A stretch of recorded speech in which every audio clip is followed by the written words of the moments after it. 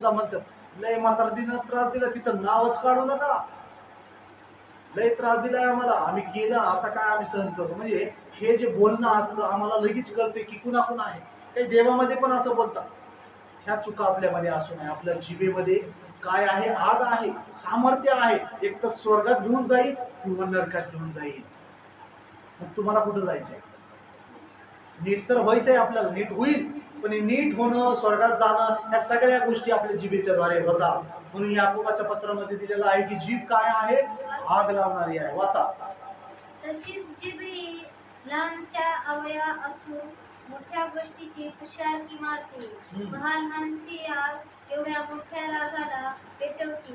जीभ ही आग आहे, हे अग्नीचे भुवन आहे. आपल्या अवयवात सर्व शरीर अंग करणारा अवयव जीभ आहे. हालेलुया. बघा, म्हणा जीभ. आताच आपण हात म्हणलं होतं ना, लांबच ठेवा आणि जिभेला हात लावू नका. कारण जीभ काय आहे? दोन प्रकारे काम करते.